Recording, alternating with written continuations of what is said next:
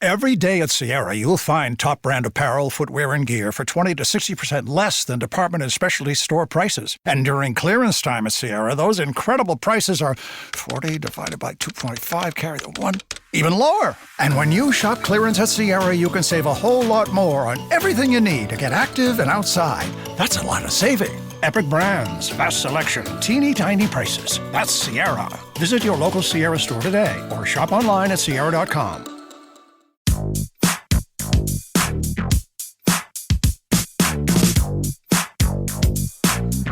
Broadcasting from the neutral zone, where every perspective gets diplomatic immunity. This is The Last Show with David Cooper.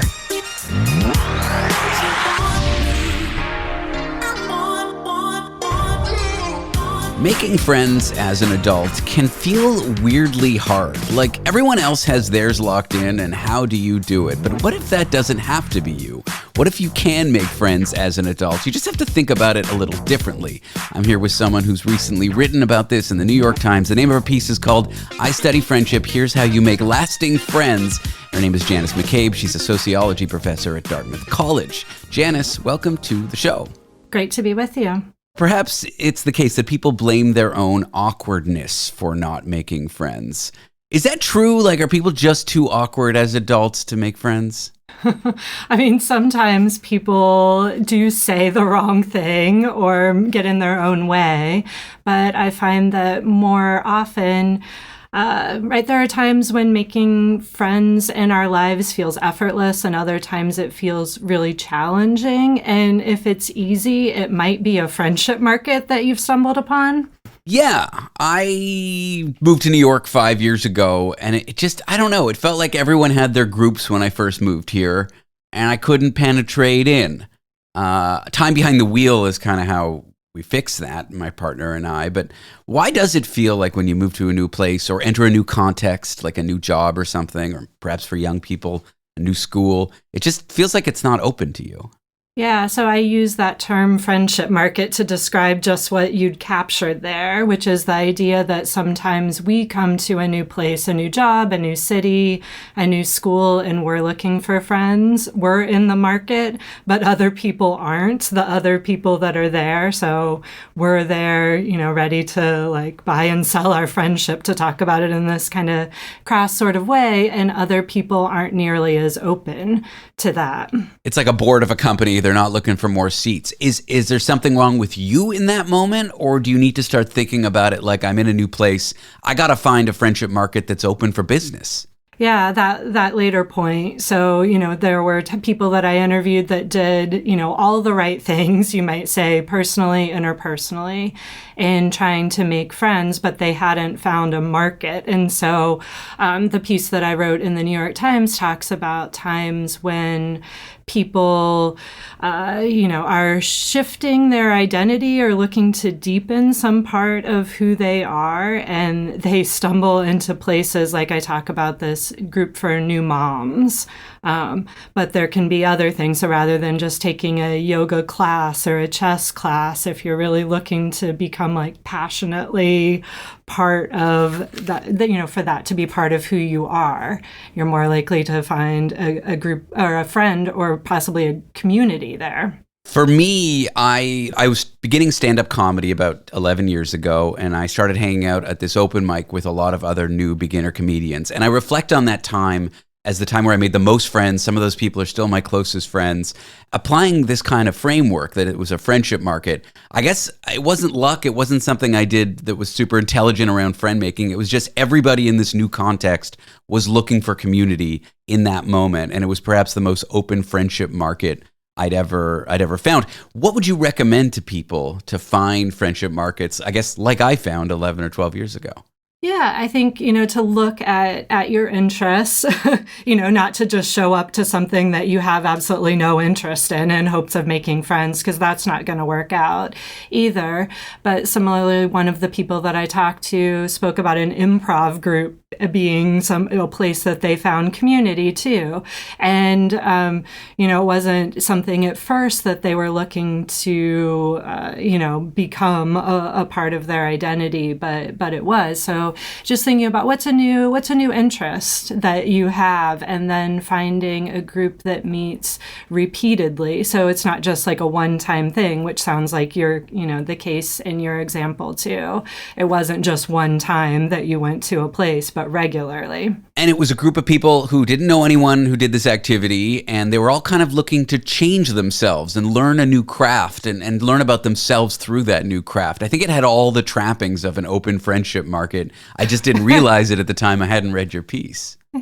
Yeah, no, that does sound like that fits so perfectly. Now, for those who feel lonely at home, isolated in a new city, what recommendations might you have for them?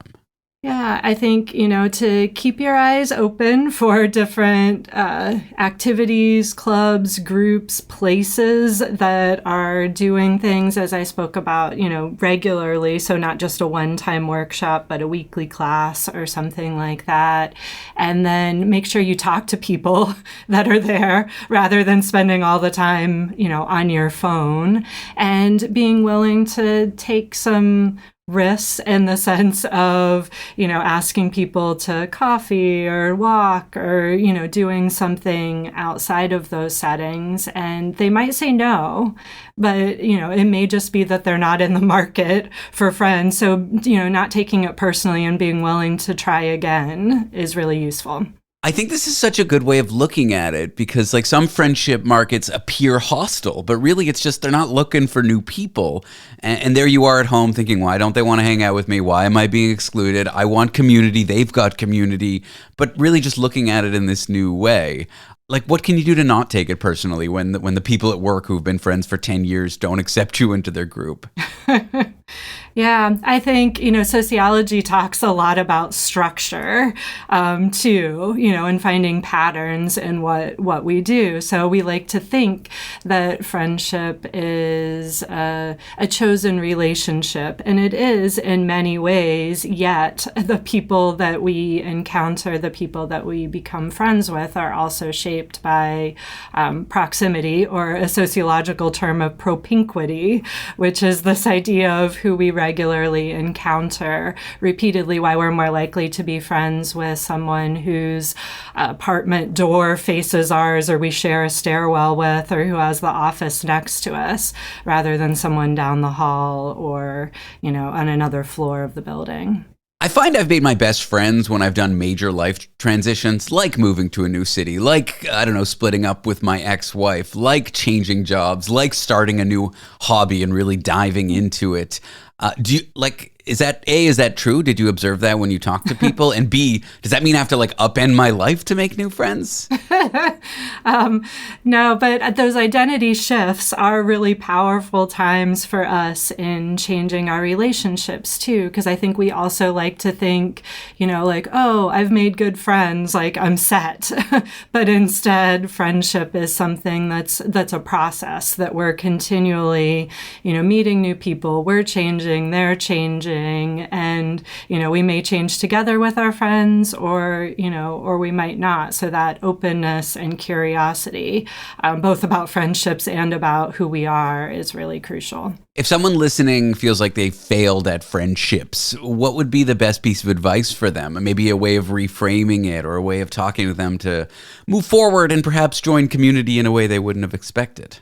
Yeah, I think it's not too late to make friends, no matter your age, no matter what your experience has been like in the past. So, finding other places where people are open to making friends are, again, these friendship markets are a really helpful way, rather than, I talked to people who went to their local coffee shop and thought, oh, if I go in there regularly, that would be a good place.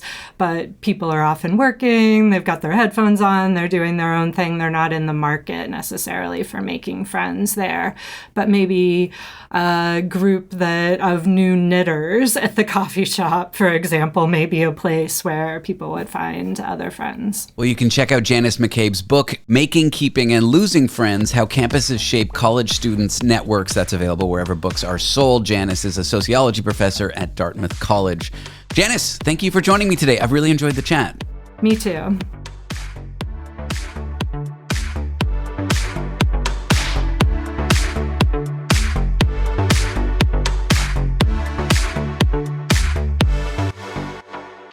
This time of year, everyone talks about going dry. But at Athletic Brewing Company, we're skipping that because we prefer going athletic, which isn't dry at all. From crisp Goldens to hoppy IPAs and limited releases in between, you'll find something that fits your style. Every single non-alcoholic brew is packed with flavor and the same craft experience you love. So yeah, you could call it dry, but there's really nothing dry about it. Find your new favorite near beer at athleticbrewing.com. Athletic Brewing Company, fit for all times.